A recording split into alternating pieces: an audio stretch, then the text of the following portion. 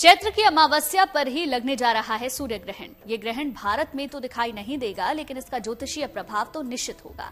चलिए जानते हैं कितना खास है इस बार का सूर्य ग्रहण और इसका देश और दुनिया पर क्या असर रहने वाला है।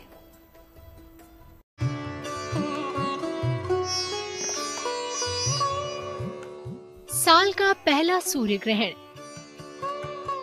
चैत्र अमावस्या के दिन लग रहा है सूर्य ग्रहण। सूर्य ग्रहण सौर मंडल की एक महत्वपूर्ण घटना है। ज्योतिष विज्ञान कहता है कि ग्रहण से राशियों की दिशा में बदलाव होता है। कल लगने वाला है 2025 का पहला सूर्य ग्रहण, जिसे भारत में नहीं देखा जाएगा। सूर्य और चंद्रमा का धरती पर और हमारे ऊपर गहरा असर पड़ता है। ग्रहण कोई भी हो, ये ज्योतिषीय लिहाज से हर व्यक्ति के जीवन को प्रभावित करता है। इस बार का सूर्य ग्रहण क्यों है विशेष, चलिए जानते हैं।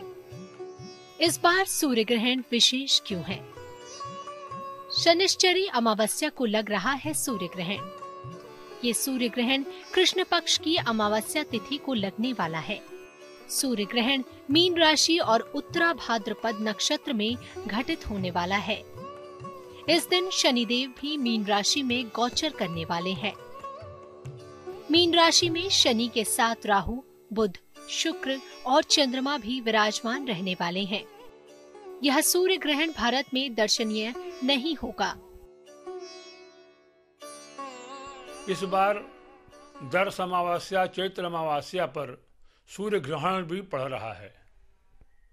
वस्तुतः यह सूर्य ग्रहण भारत में दृश्य नहीं है, लेकिन सूर्य ग्रहण है तो हमें मानव जाति में हम हैं और भगवान सूर्य तो पूरे संसार में विचरण करते हैं। अगर हमारे देवता अगर कष्ट में हैं तो हमें उन पर भी उनकी आराधना करनी चाहिए, क्योंकि जो देवता हमें बल देते हैं तो हमें उस अवधि में अपनी आराधना से उनको प्रसन्न करना चाहिए। ज्योतिष शास्त्र में राहु और केतु को छाया ग्रह माना जाता है, जो कि ग्रहण के समय सूर्य और चंद्रमा को ग्रसित करते हैं। ज्योतिष शास्त्र के मुताबिक किसी भी कुंडली में सूर्य सबसे प्रमुख स्थान रखता है। सूर्य यश, कीर्ति और वैभव का ग्रह है। मान्यताओं के अनुसार राहु और केतु की वजह से सूर्य और चंद्रमा को ग्रहण लगता है और इसकी शुरुआत समुद्र मंथन के दौरान निकले अमृत की वजह से हुई थी।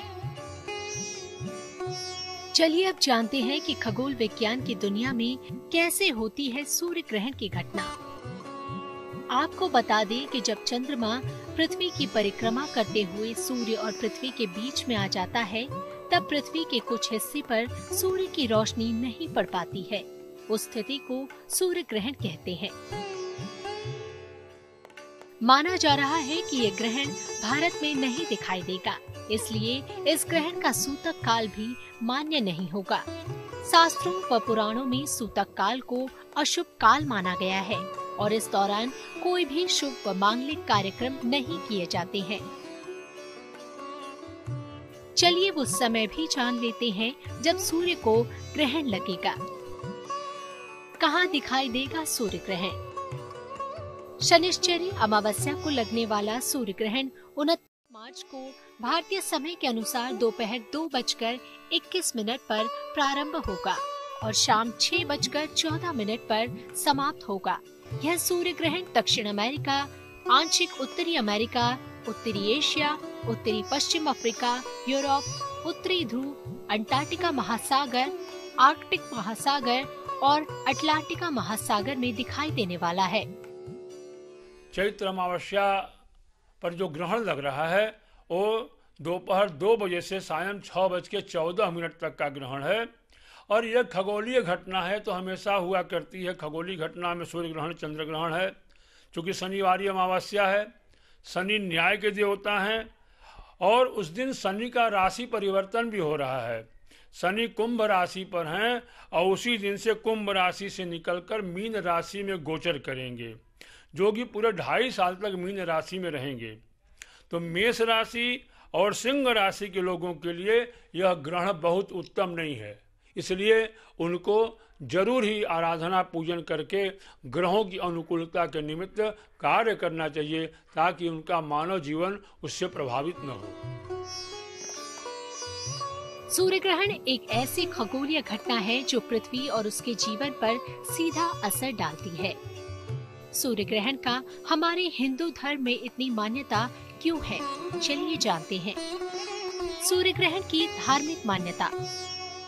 पुराणों के अनुसार पहला सूर्य ग्रहण तब हुआ था जब समुद्र मंथन था।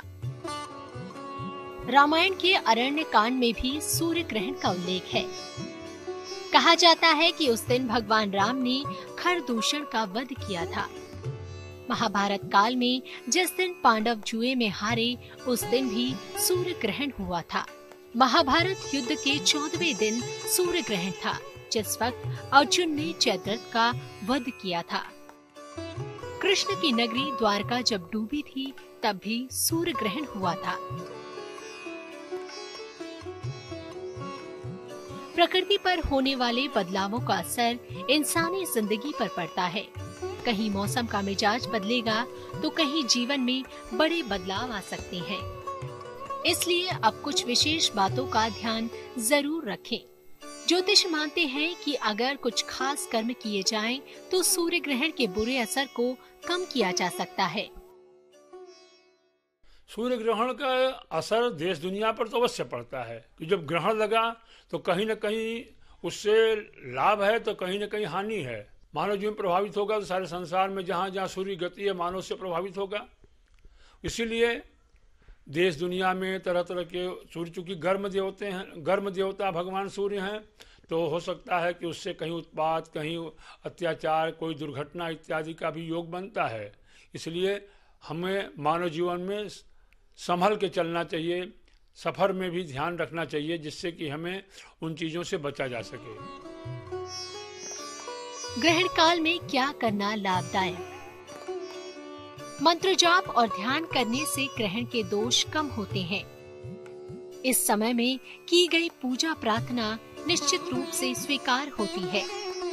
अगर कोई मंत्र सिद्ध करना चाहते हैं या दीक्षा लेना चाहते हैं, तो वह भी ग्रहण काल में विशेष शुभ होता है।